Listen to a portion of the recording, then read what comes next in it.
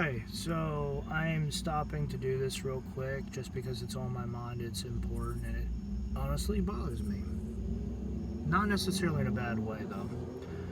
So, I was pointed to a lesson about gender and sexuality and identity. I think it was those three words as far as the lesson. And honestly, it it was good. It was the first part of four, and it hit everything that I believe to be important. However, I'm wondering if it's going to hit everything that is important because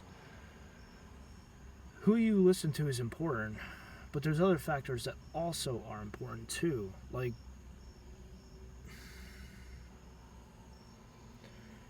not just who you listen to, but how you how you attach to what is there and adapt it to your life. So, applying all of this to your life is also important. Anyway, I'm going to continue on here because what bothers me is the fact that there's many other speakers out there and they talk much more fluidly than me, and I'm not trying to compare myself to other people, but it bothers me in the sense that the way other people speak is usually a lot more smoother than me. And as a result, their message comes a lot more cleaner with less mistakes and issues and all of that. So the pastor who was doing the sermon did a very good job as far as with presentation, which, as I was saying before, was excellent and spot on, and there's very little else that can be added to that particular part about who you listen to. And yet I can't help but be bothered simply because the way we communicate is very different. And the fact is, we have two very different audiences. I barely have an audience at the moment, but I'm not worried about that. I'm not getting distracted by the number of people who follow me because that's not really what's important. What's important is the content that is here for those who want to come find it, and hopefully that will continue to grow, which will be on me because there will be some topics where I actually have to do a lot of digging in to make the right and correct comparisons. But as it is, the speaking, the way we speak, the way I speak is very different than that of those who are pastors, preachers, elders, and anyone else who stands before a congregation to actually say what is on their mind and to talk about particular subjects. I do not necessarily believe this is a problem, but I want to highlight that the frustration is real for those who are like myself, who either have speaking impediments or we constantly make mistakes.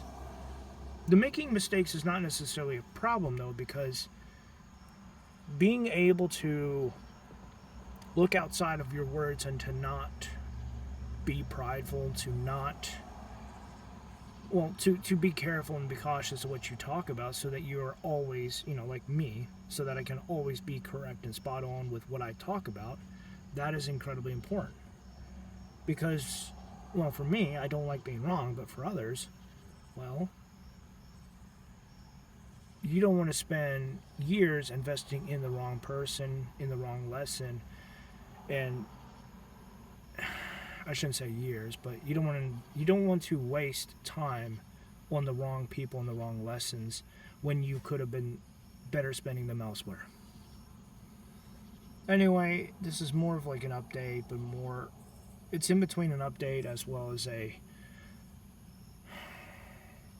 frustration, really, just because this is more of a work in progress and always will be. I'll find a good title for this because there's definitely a couple things in here that come to mind. I want to say, though, that being able to come up with encouraging words and being able to find encouragement for others is something that I believe I was strong at, but every time I've done so has been by myself. And it's been incredibly frustrating because there have been some very good things that I've said that no one else has ever heard. Now, don't get me wrong, just because no one else has heard does not mean they should hear it. There's a difference between, you know, what is personal as well as what is public. Not everything that is in one category should be in the other. That takes time to understand as well as to see where it actually fits and applies. So that will take some time. I also want to point out, because I have a friend, his first name is Anthony. He's a street preacher. His method of talking to other people is vastly different than mine. And honestly, I would probably say he's a lot more handsome than me.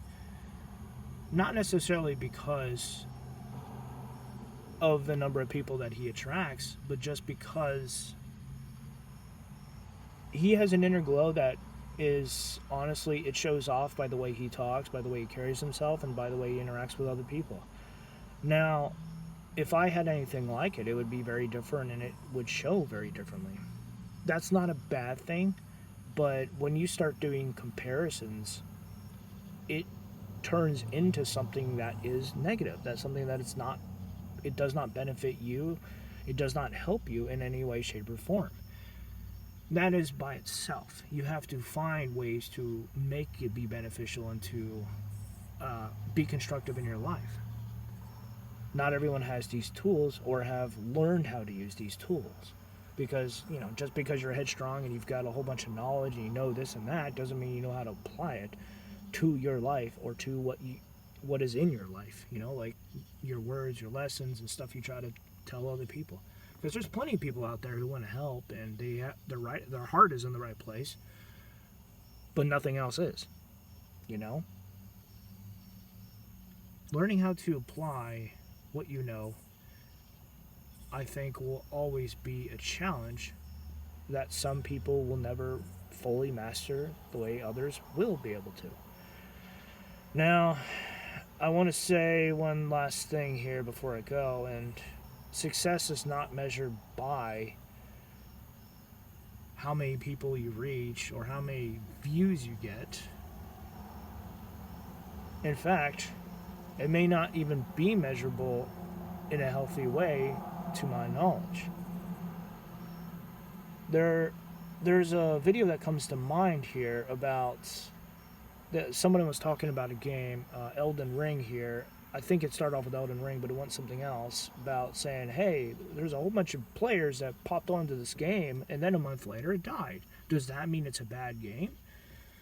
So you could take the same concept and apply that pretty much elsewhere, really. Like, just because you're one person talking about something close to you and only 10 people here does not mean you are a failure. You could always pick up more people later down the road. In fact, that has happened to some others. That is also how some authors become popular and bestsellers too. Is because, this one particular person picked up their stuff and boom, they became popular. This is an investment, but whether or not it becomes mainstream, well, not everything will become mainstream.